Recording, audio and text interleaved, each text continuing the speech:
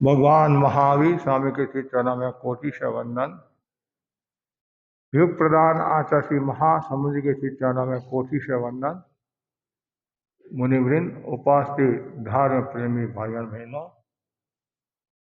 आज स्वतंत्रता दिवस है और आज का विषय है स्वतंत्र कौन।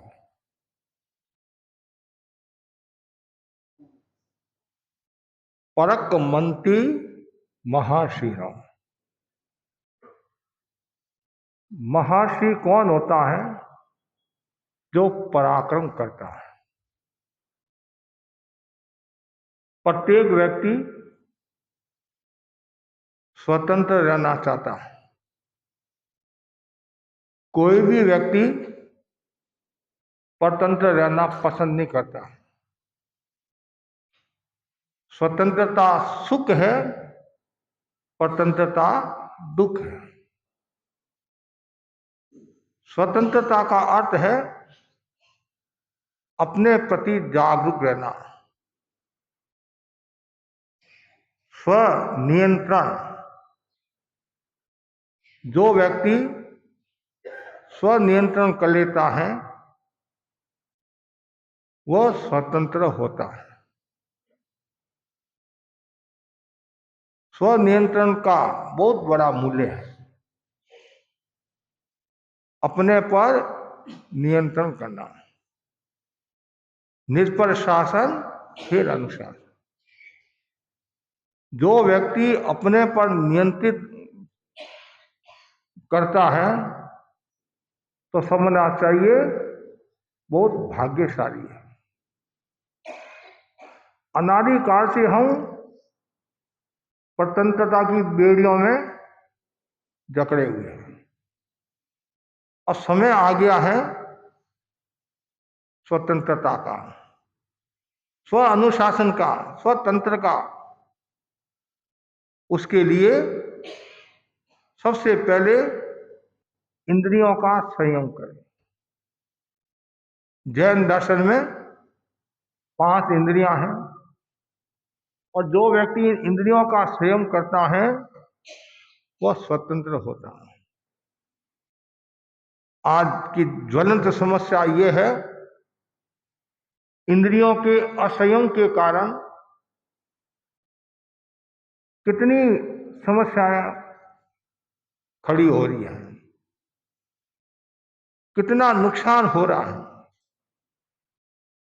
धर्म का भी नुकसान हो रहा है, अर्थ का भी नुकसान हो रहा है, परिवार का भी नुकसान हो रहा है, समाज का भी नुकसान हो रहा है और देश का भी नुकसान हो रहा है। प्रगति की अंधी दौड़ में आदमी सब कुछ गिरवी रखने के लिए तैयार हो जाता है। ज्ञानी जन कहते हैं सबसे पहले तू इंद्रियों का संयम कर। अध्यात्म के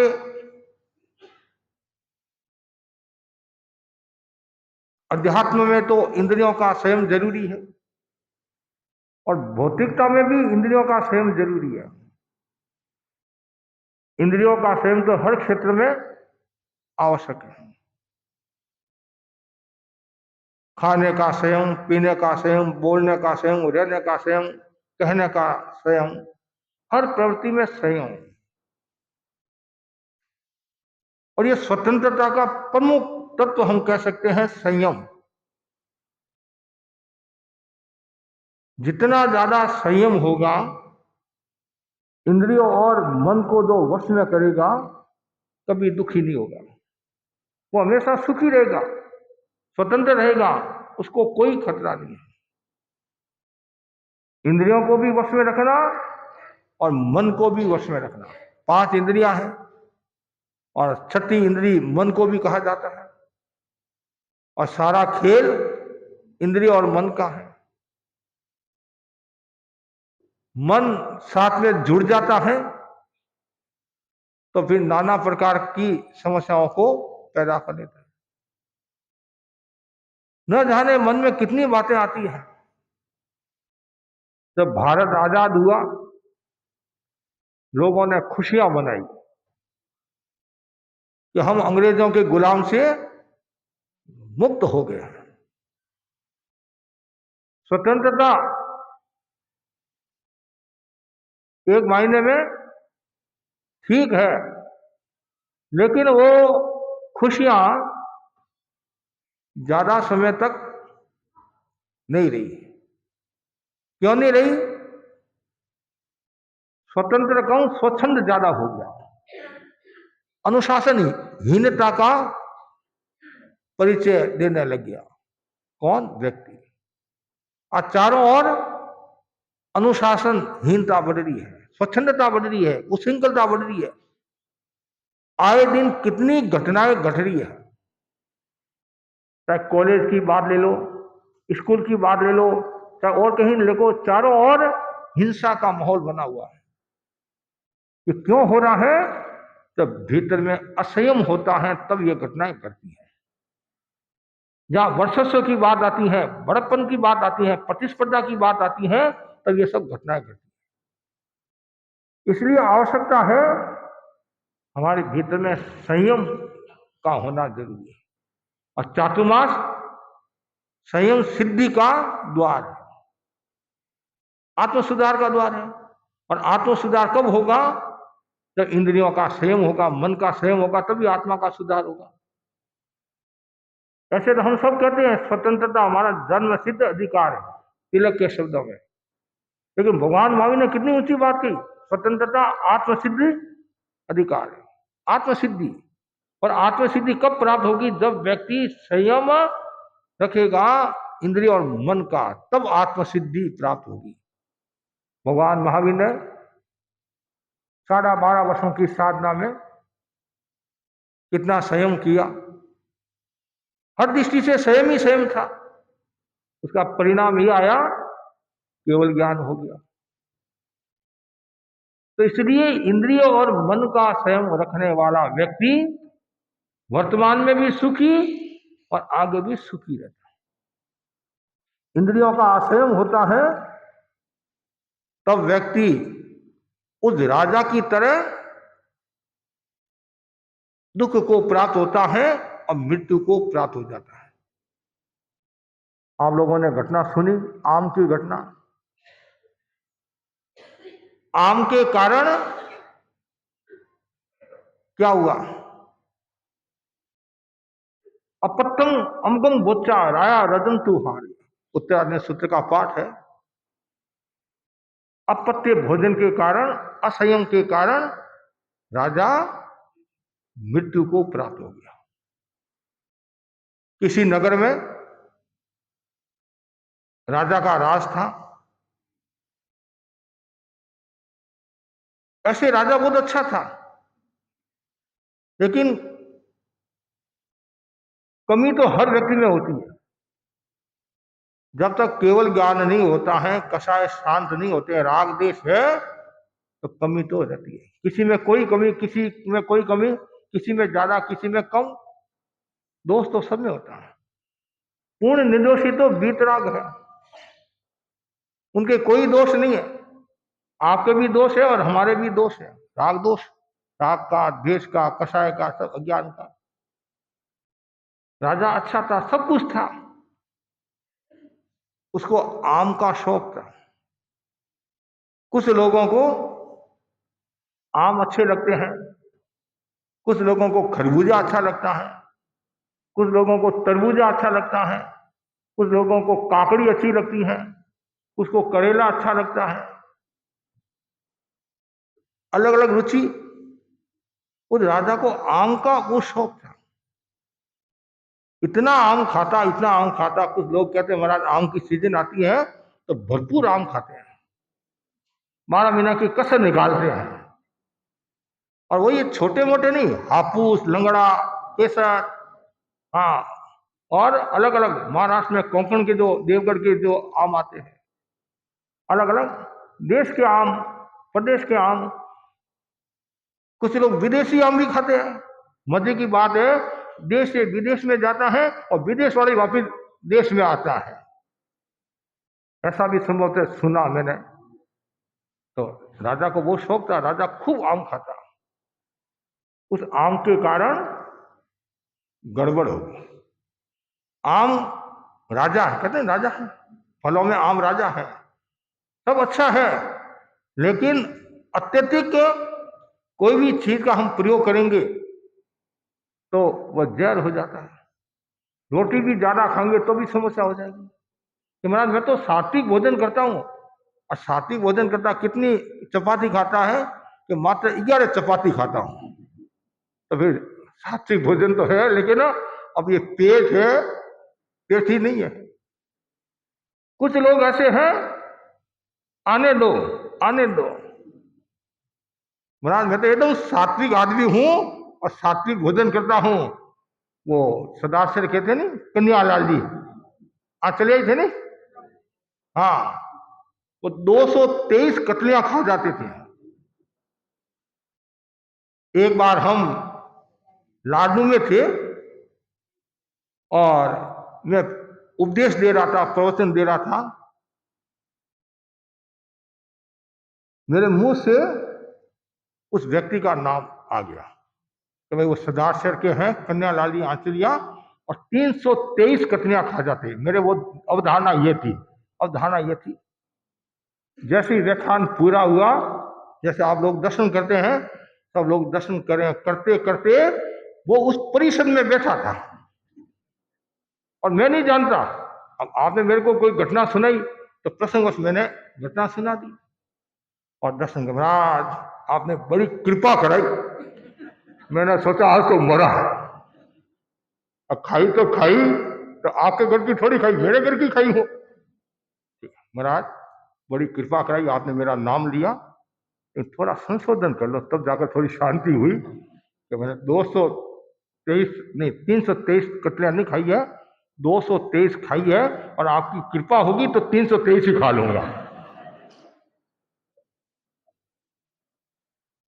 और उनके लिए कतली सम्राट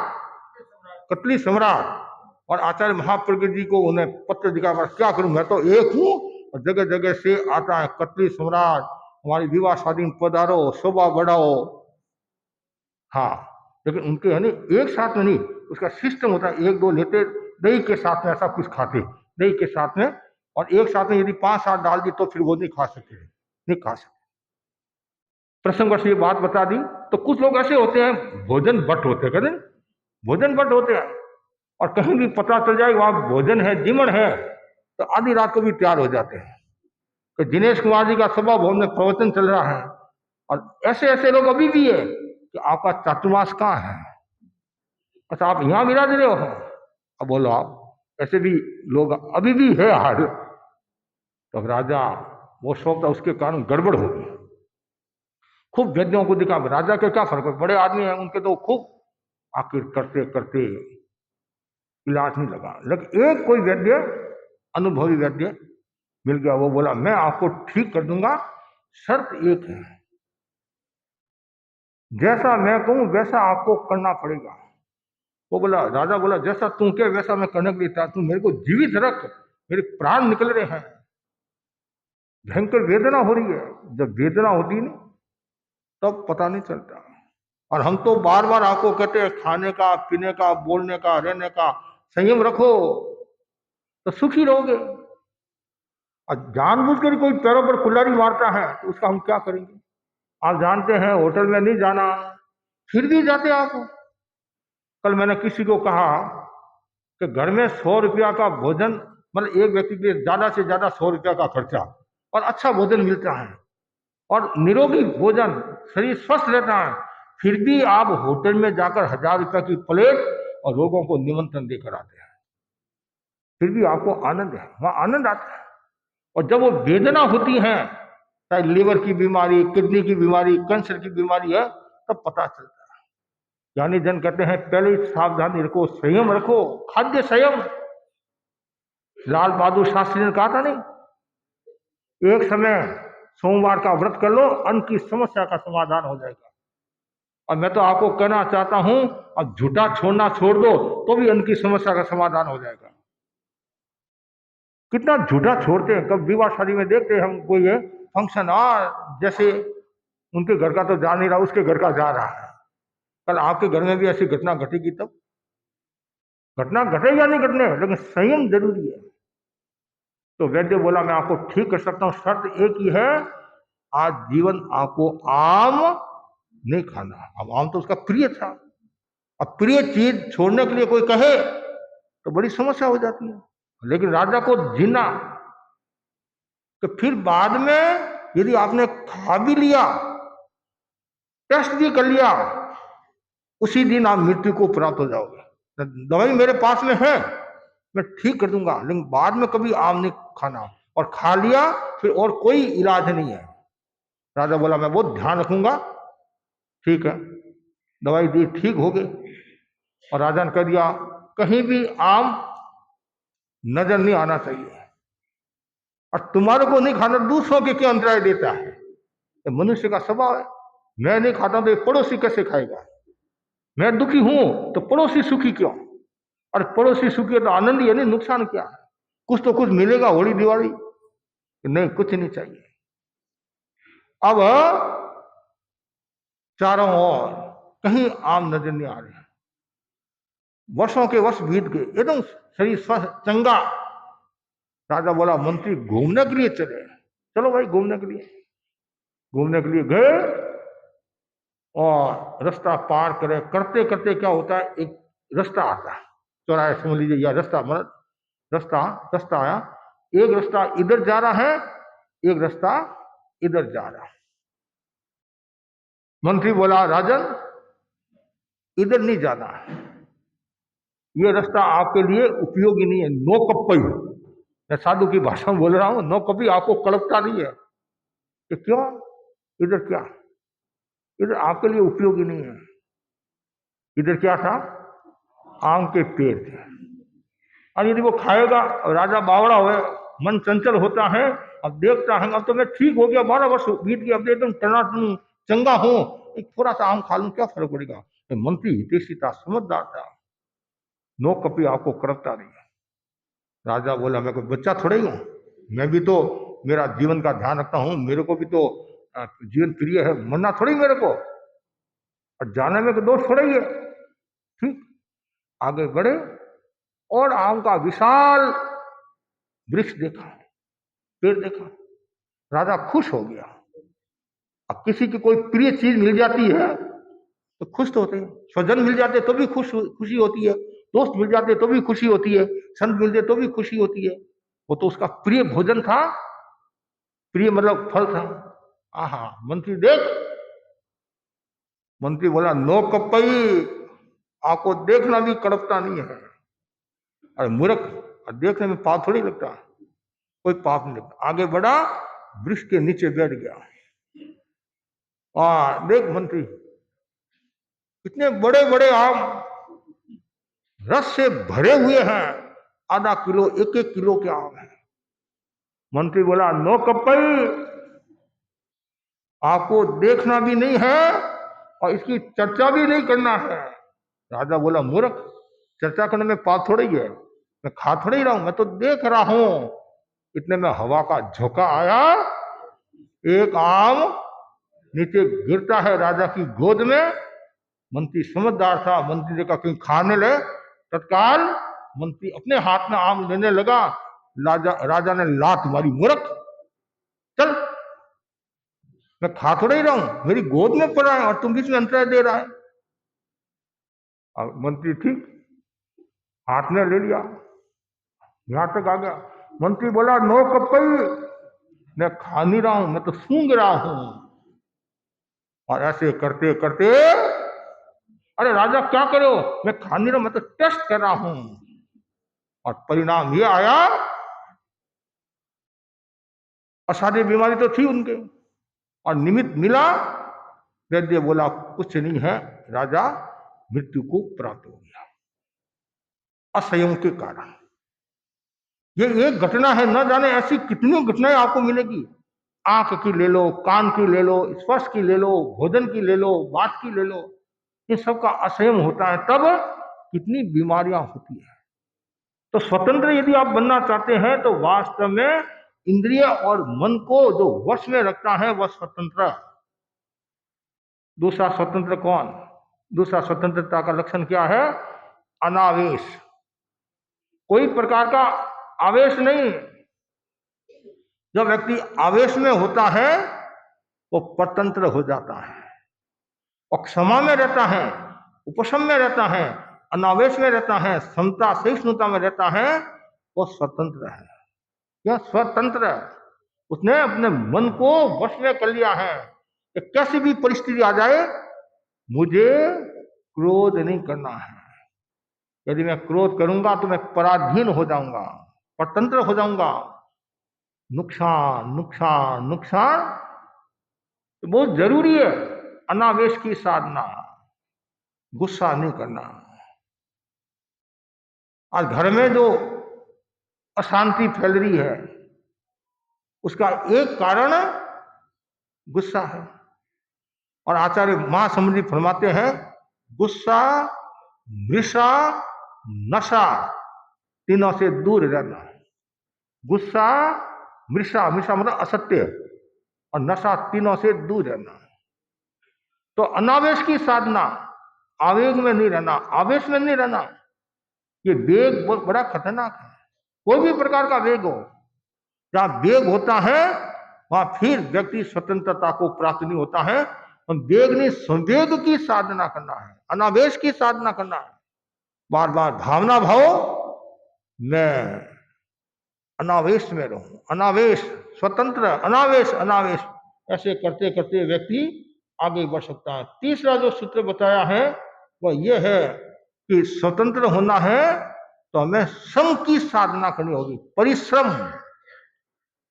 ऐसे तो आप बहुत परिश्रम करते हैं, हर घर में है तो परिश्रम करते हैं, लेकिन यहाँ यदि स्वतंत्र होना है, पक्का स्वतंत्र होता है, तो संयम और तप में पराक्रम करे, श्रम करे, सम्यक पुरुषार्थ का नियोजन, संज मम्मी वीरियम, चार जो दुर्लभ बातें बताई है उसमें एक महत्वपूर्ण जो बात बताई वो क्या है?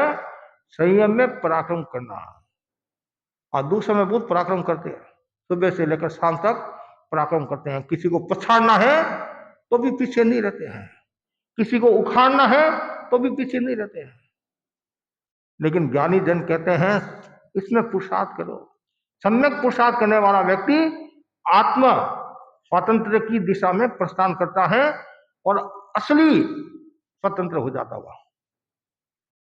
श्रम जरूरी है, श्रम की साधना सुख की साधना, शांति की साधना। हमारे बड़े संत मुनि मोहनलाल जी आमिर फरमाते थे जिंदगी को जीने लायक रहने दो और प्यास को पीने लायक रहने दो, तो मत बन जाओ एयर कंडीशनर, खून को पसीने लायक रहने दो, खून को पसीने लायक रहने दो। जो जितना ज्यादा कठोर श्रम करेगा उसकी शैया उतनी ही कोमल होगी, और जो जितना विलासी जीवन जिएगा, भोग का जीवन जिएगा, आधुनिकता का जीवन जिएगा, अंधी दौड़ में डूबा हुआ रहेगा, वो स्वतंत्र नहीं, वो परतंत्र है। इसलिए श्रम का जीवन, भगवान महावीर के लिए एक शब्द का प्रयोग होता था, क्या? श्रमण भगवान महावीर। श्रमण शब्द जो बना है, श्रम, श्रम, श्रम से निष्पन्न हुआ है, श्रम, श्रम और श्रम से निष्पन्न हुआ है। भगवान महावीर पक्के श्रमण थे। क्यों? श्रम सबको समानता की दृष्टि से देखते थे, जैसा मेरा सुख है वैसा दूसरों का सुख है। और श्रम, उपश्रम की साधना करते थे, श्रम, श्रम की साधना करते थे, तब उनको यह केवल ज्ञान हुआ। यदि वो सब जीवों को समान नहीं समझते, उपश्रम की साधना नहीं करते, चंद की कोशी के ऊपर गुस्सा कर लेते, संगम के ऊपर गुस्सा कर लेते, तो ब्रह्म ज्ञान कहां से होता? और यदि वो श्रम नहीं करते साधना के क्षेत्र में, तो ज्ञान कहां प्राप्त होता है? इसलिए जो व्यक्ति श्रम की साधना करता है वह व्यक्ति स्वतंत्रता को प्राप्त होता है। तो आवश्यकता है कि हम सब श्रम की साधना करें, और जो श्रम की साधना करेगा वह स्वतंत्र होगा। और एक शब्द में ऐसा भी कह सकते हैं, इंद्रिय विजय की साधना, मन विजय की साधना, कषाय विजय की साधना। कषाय में सब आ जाएंगे, क्रोध, मान, माया, लोभ। विषय विजय की साधना, शब्द रूप रस गंध स्पर्श, इनमें संयम रखना, इसकी विजय करना, वो व्यक्ति स्वतंत्र होता है। आज स्वतंत्रता दिवस है और सुबह से वो गीत, ये मेरे वतन के लोग, और भी कई गीत है। चेहरे पर प्रसन्नता भी बहुत है, हर एक है ये तो मैं नहीं कह सकता हूं, लेकिन फिर भी चेहरे पर प्रसन्नता है कि आज महाराज हम स्वतंत्र हुए। कितने साल हो गए? 76 हो गए ना, पक्की बात, 76 पूरे हो गए और 77 में प्रवेश कर लिया है या करने वाले होंगे। कर लिया? हाँ, प्रवेश कर लिया, प्रवेश कर लिया, स्वतंत्र हो गए। अब भारत अंग्रेजों की दासता से, गुलामी से मुक्त हो गया। तो झगड़ा हुआ था, स्वतंत्रता, वो स्वतंत्र हो गया और लोगों ने खूब खुशियां मनाई। अब हम आजाद हो गए, आई एम फ्री कहते नहीं। जब वो फ्रांस उधर वो आजाद हुए थे ना, फ्रांस आदि, जापान, पुरानी बात है, तो एक बुढ़िया जा रही सड़क से, सामने वाला गाड़ी लेकर आ रहा, ड्राइवर ने कहा बुढ़िया साइड में हो जाओ, और बोली आई एम फ्री, मैं स्वतंत्र हूं। उसको खूब समझाया, खूब समझाया, स्वतंत्र, वो बोला आई एम फ्री, मैं भी स्वतंत्र हूं, उड़ा दूंगा तुम्हारे को। तो जहां स्वतंत्रता स्वतंत्रता में परिणत हो जाती है, मनमानी शुरू हो जाती है, वहां नुकसान हो जाता है। भारत ने विकास किया, गति की है, प्रगति की है, लेकिन वो गति प्रगति अध्यात्म की कितनी हुई? भौतिक ज्यादा हुई। भौतिक प्रगति खूब हुई है, विज्ञान के क्षेत्र में भी आगे बढ़ा, अर्थ के क्षेत्र में भी आगे बढ़ा है, और भी न जाने नई कितनी टेक्नोलॉजी आ रही है। जितना वो तेजी के साथ बढ़ रहा है, तेजी के साथ विकास कर रहा है, उतना ही तेजी के साथ में ह्रास कर रहा है। चरित्र और नैतिकता का कितना ह्रास हो रहा है। किसी ने कल्पना नहीं की कि हमारे देश के लोग ऐसे ऐसे कार्य करेंगे, लेकिन जब व्यक्ति अंधी दौड़ में होता है, वो कुछ भी कर लेता है।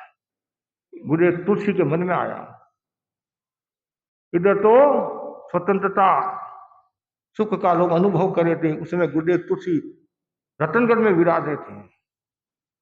असली आजादी अपनाओ, असली आजादी, और गुरुदेव के मन में आया। फिर गुरुदेव ने 1 मार्च 1949 सदाशय फाल्गुन शुक्ला द्वितीया, फुलरिया बीज बोलते हैं, कालगुणी का जन्मदिन, नैतिकता के विकास के लिए और चरित्र शुद्धि के लिए उन्होंने अणुव्रत आंदोलन का सूत्रपात किया। प्रगति, भौतिक प्रकृति के साथ में आध्यात्मिक प्रकृति भी जरूरी है, संतुलन जरूरी है। संतुलन नहीं होगा तो नुकसान हो जाता है। गुरुदेव कितने दूरदर्शी थे। आजादी के 75 साल पूरे हुए और अणुव्रत का अमृत महोत्सव चल रहा है, करीबन 1.5 साल का अंतर होगा करीबन। स्वतंत्र होना है तो जीवन में कुछ त्याग करना पड़ेगा। संयम और त्याग के मार्ग पर चलने वाला व्यक्ति आत्मानुशासन का विकास करता है, और जो आत्मानुशासन का विकास करता है वो व्यक्ति पूर्ण रूप से स्वतंत्र हो जाता, आत्मसिद्ध हो जाता है। हाँ, आत्मसिद्ध हो जाता है। इसलिए आज मैं स्वतंत्रता दिवस पर सभी भाई बहनों को कहना चाहूंगा, आज स्वतंत्र बनो, कोई मना ही नहीं है, लेकिन स्वतंत्रता में स्वच्छंदता का भाव नहीं आए, ये ध्यान रखना है। अनुशासन की साधना करना है। ऐसे तो सब तैयार बैठे हैं, हम सब स्वतंत्र स्वतंत्र स्वतंत्र, ज्यादातर कुछ लोग परवस्था से सास ससुर के साथ रह रहे हैं, माँ बाप के साथ रह रहे हैं, ऐसे भी बहुत है, और कोई उपाय नहीं, कहाँ जाए। और कुछ आज भी तैयार बैठे हैं, कब हरी झंडी मिले, स्वभाव संतर हो। बहू भी सासू के साथ रहना नहीं चाहती है, बेटा भी बाप के साथ रहना नहीं चाहता है, इसलिए तो सब समस्या आ रही है। पहले संयुक्त परिवार होते थे, कितना आनंद था एक दृष्टि से, 95% सुख था।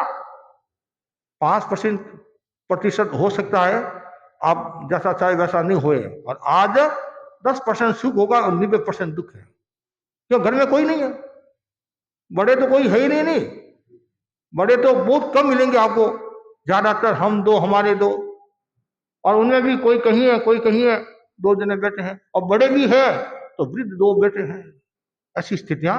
तो इसलिए आज स्वतंत्रता दिवस पर मैं आपको कहना चाहता हूं, आज संयम और तप के क्षेत्र में विकास करे, आत्मा का कल्याण करे, इसी आशा के साथ ओम आराम। आज हाजिरी है, हाजिरी का भी वाचन हम करेंगे, चतुर्दशी है।